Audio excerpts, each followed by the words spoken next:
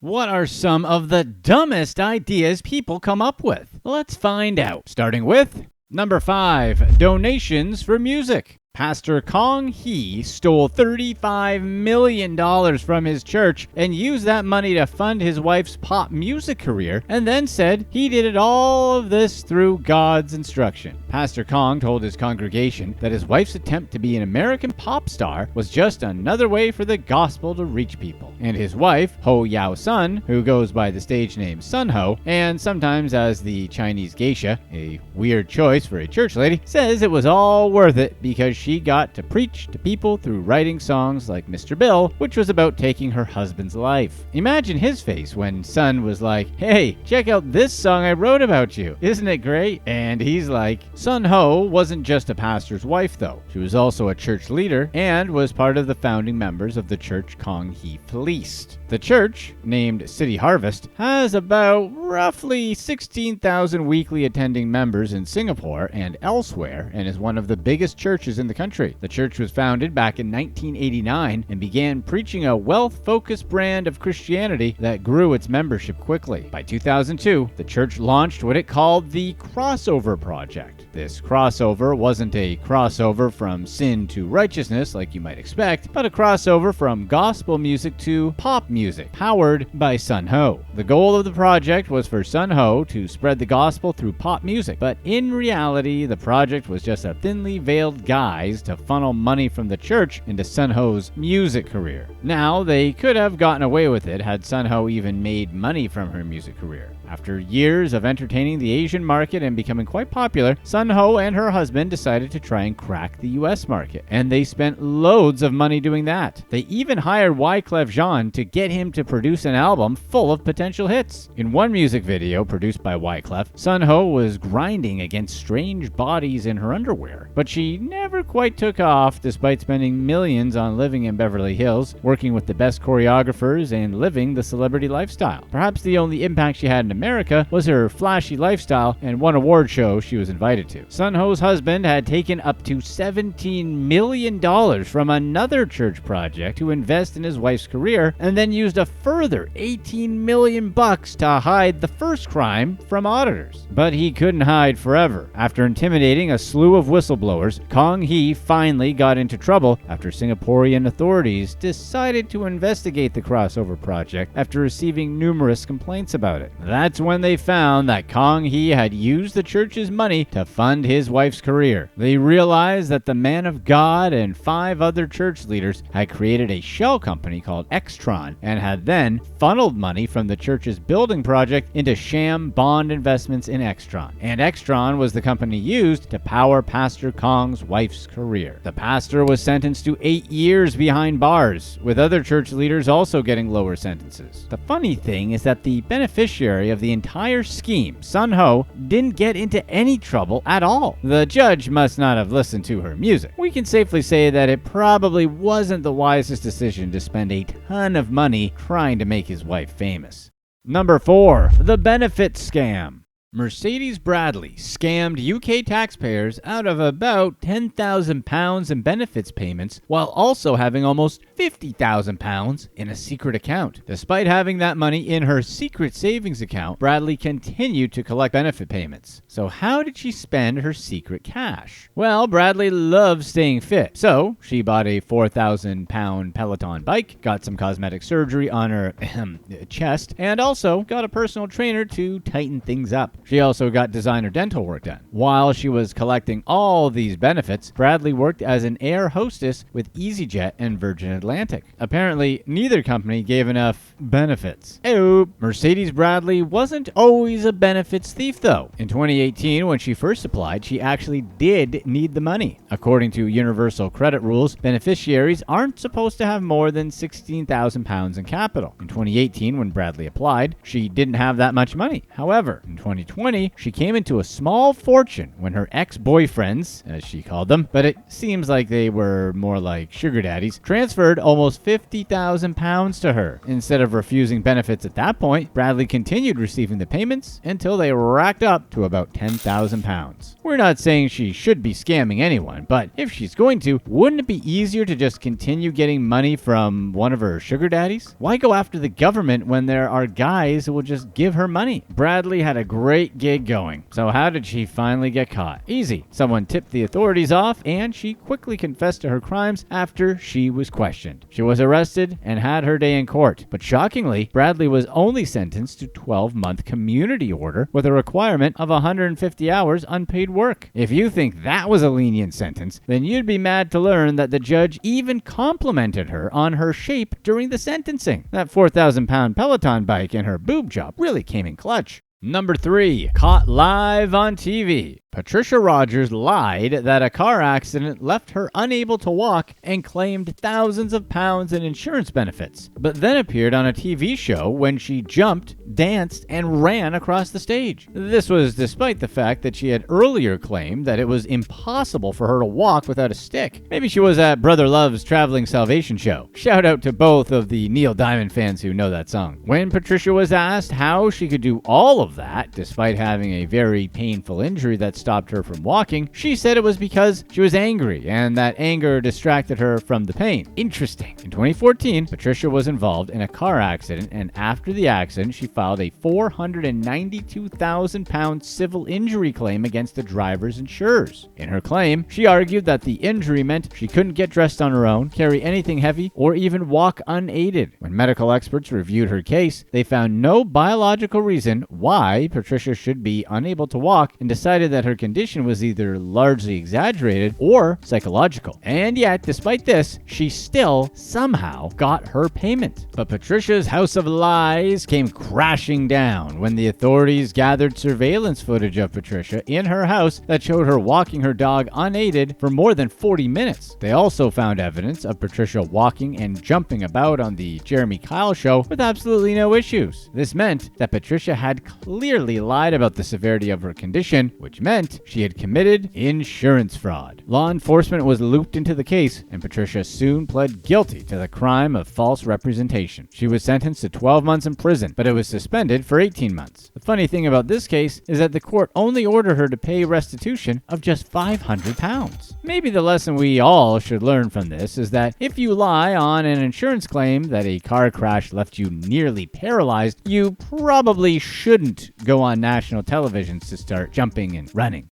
Number 2, the threat.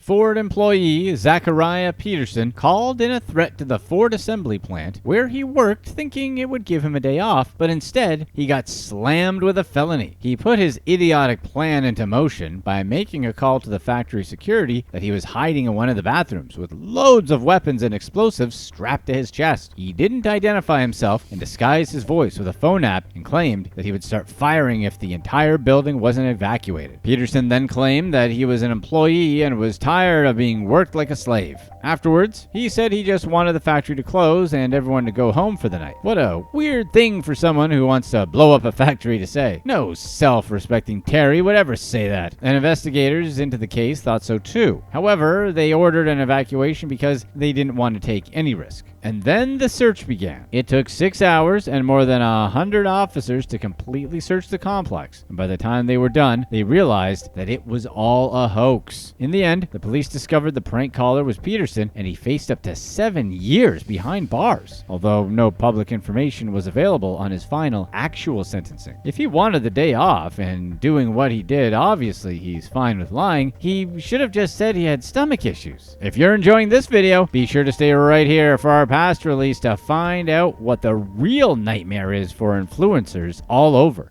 Number 1, cop resistance.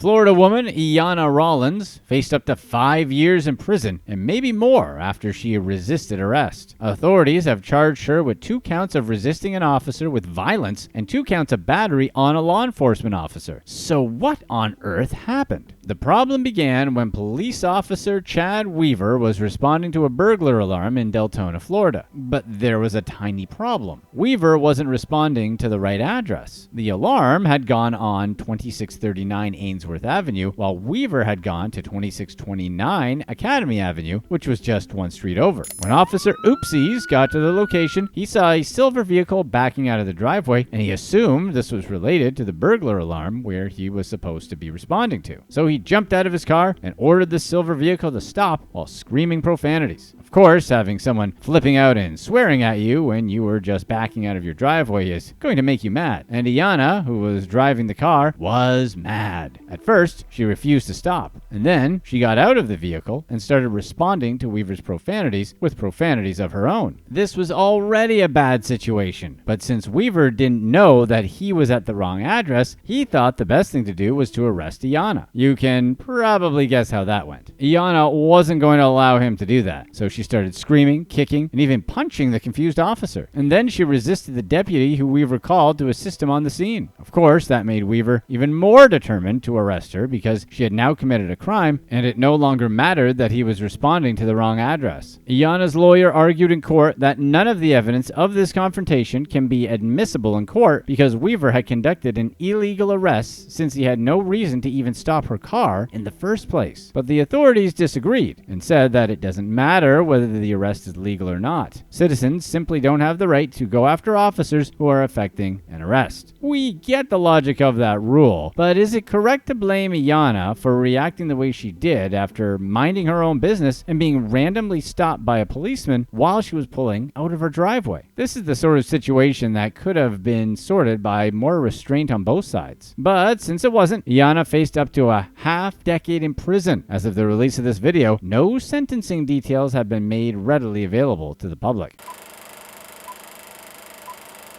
It's just after midnight on a September evening, and Christian Murphy, aka Murda Murphy, was watching TV at his home in California.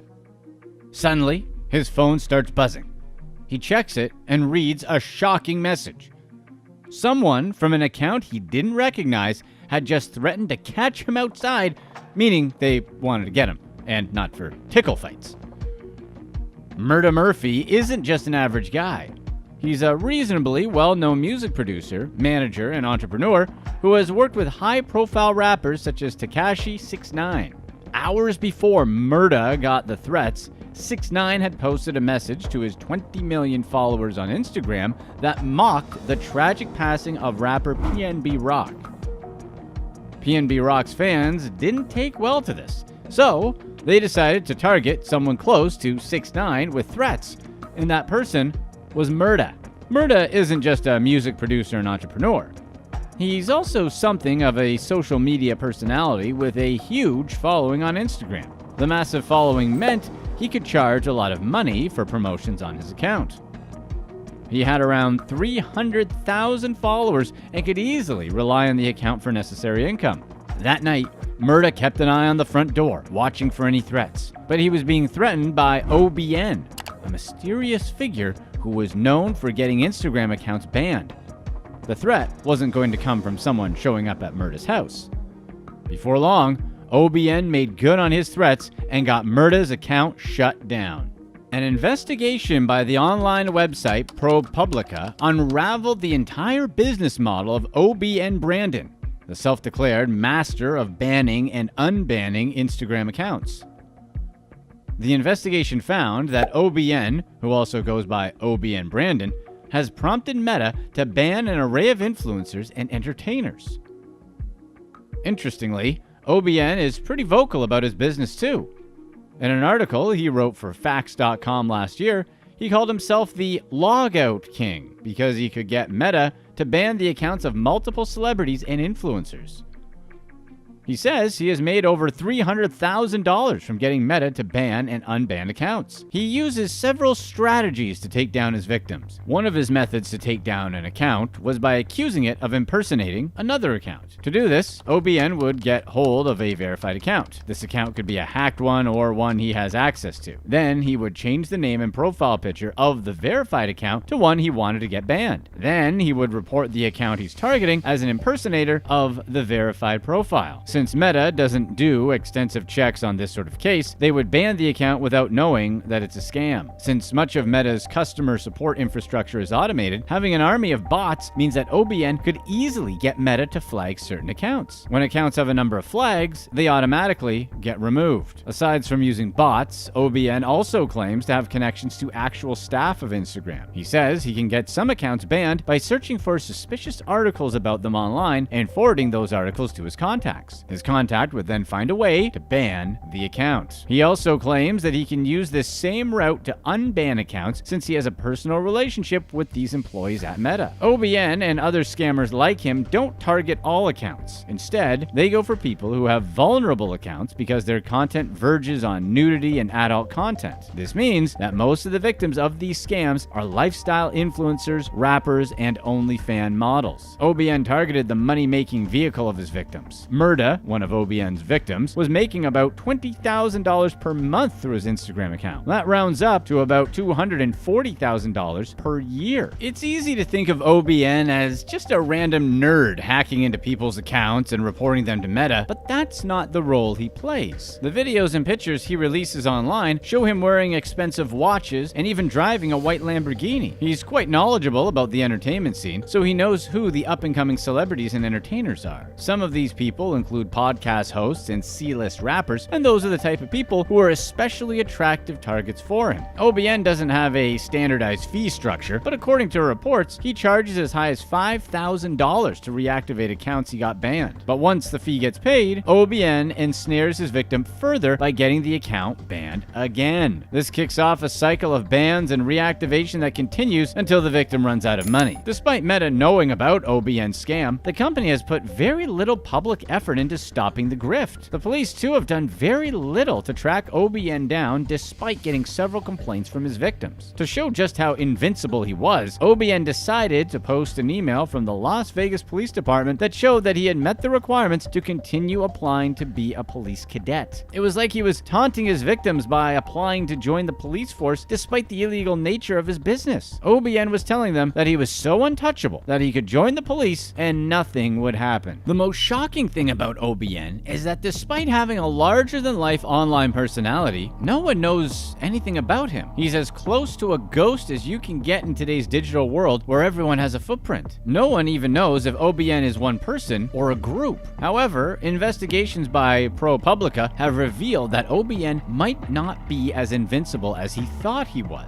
They might even just have revealed his identity, or at least that of someone close to him. The person in question is Edwin Reyes Martinez. Numerous clues connect OBN to Martinez. For one, Martinez is the owner of the bank account OBN told several of his victims to send money to. He also told them to pay him via an email address that had Martinez's name. That email address also partially matched the redacted email address that was on the police cadet email that OBN had posted to mock his victims. A similar string of letters that were the same as his email appear in a Twitter username. That account bears Martinez's name and has photos taken inside a white Lamborghini. Although the videos and pictures don't show the driver's face, the driver is wearing a gold ring that resembles that worn by Reyes Martinez on his Facebook account. Another Facebook picture from the same account shows Reyes Martinez posing in front of a white Lamborghini that's quite similar to the one that OBN claims to drive. Eventually, Reyes Martinez was tracked down to a physical location, and it appeared that OBN lives with his mom. When he was interviewed by a journalist on the trail of the story, Martinez denied any knowledge of knowing OBN. However, when he was shown evidence of collecting thousands of dollars for OBN through his bank accounts, he came clean. Reyes-Martinez told the reporter that someone named Brandon had asked him to funnel money through his bank account to unknown recipients. To prove that he wasn't OBN, Martinez argued that his hands showed that he was a hard worker, and that if he were OBN, he wouldn't be working at all. That would have been a convincing argument if the reporter were a 10-year-old. OBN isn't some superior whiz kid that can just trigger bans whenever he feels like it. He needs Meta to do the heavy lifting for him, either by triggering their automated systems or by contacting an employee at the company to do his dirty work. This means that he has extensive connections inside Meta itself. One good example is how he knew or instigated the banning of another Instagram user known as Joey Hickson. Hickson was one of the earliest social media influencers and built a living off creating meme and lifestyle pages with millions of followers. Hickson had done business with OBN before and had paid him to help get certain users verified and others get names they wanted. After initially cooperating and delivering for Hickson, OBN suddenly switched and started threatening to take down Hickson's accounts. He then posted a cryptic message to Hickson asking him to enjoy his cease and desist letter from Instagram. This got Hickson worried, so he decided to check his mail. And right there was an email from a law firm on behalf of Meta asking him to cease and desist from using Instagram. That day, all of Hickson's accounts were banned. Once Hickson got the letter, OBN started bragging about it on his Telegram channel. He kept saying that he was the one behind the letter and had gotten Meta to ban Hickson because Hickson had allegedly stolen $20,000 from him. OBN's messages on the channel insinuated that he could get anyone banned if he felt like it, but OBN didn't stop there. He then tried to convince Hickson that he could get the cease and desist reversed if he were paid $15,000. He said that the letter was a result of an impersonator creating damaging content in Hickson's name and then reporting the post to Meta. OBN told Hickson that since he knew the law firm Meta was using and the lawyer in charge of the case, he would simply tell her that the accounts and posts were falsely made to frame Hickson. Meta, however, had something different to say about the matter. When contacted for comments, Meta said Hickson's accounts were justifiably shut down because of multiple infractions. Another victim of OBN's hacking and banning is Miami real estate agent and model Kay Jenkins. Jenkins' Instagram account had over 100,000 followers, and she used to earn about $20,000 per month funneling people from Instagram over to her OnlyFans subscriptions and also making sponsor posts on her IG account. After Jenkins moved from Utah to Miami, her account got banned several times. This happened to both her main Instagram account and the other account she used for her life coaching business. Months after her accounts got banned, Jenkins learned about what happened by chance. She went on the popular Fresh and Fit podcast where she met Selena Powell. Powell was also a celebrity and worked as an OnlyFans model. She had risen to fame by claiming to have had intimate relationships with popular celebs like Drake and Snoop Dogg. Before the podcast, Powell had given OBN a shout out on her account and said he helped her with Instagram services and anything that had to do with banning and unbanning accounts. After the podcast, she rode the elevator with Jenkins and then started making a call. On the call, Powell spoke about getting someone's account unbanned. Jenkins heard this and asked if Powell could get her account unbanned as well. Powell said yes she could because she was the one who got it banned in the first place. Her reason was that Jenkins had danced with her ex-boyfriend at a Miami club and the ban was payback. Jenkins was a bit hopeful that if Powell was the one who got the account down, she could at least get it back up. So she asked Powell for help in getting the account unbanned. Powell agreed and said that she would reach out to OBN. Not long after, the account was reactivated. A week after the podcast, Powell posted another shout out for OBN. At this point, Jenkins was still angry at Powell for getting her banned, so she cut the friendship off. A while later, Jenkins' account was banned again. Over the next year, Jenkins' account would get unbanned again, and Powell would be imprisoned for an unrelated case. While Powell was serving time, OBN contacted Jenkins directly and promised to get her account verified for a fee. Jenkins basically told him to kick rocks since she wanted nothing to do with him. So, OBN cursed her out and told her that she would pay for refusing his help. 2 days later, her account was banned again. This time, Jenkins was really at her wit's end, so she decided to contact OBN and make peace with him. This would turn out to be an extremely expensive decision. OBN told her that he would be happy to help and shared a screenshot of a text he sent to a high-level operative in Meta who helped him with banning and unbanning accounts. Interestingly, he forgot to redact the name and profile picture of this high-level operative. OBN told her that she needed to pay him $5,000 to get her account unbanned.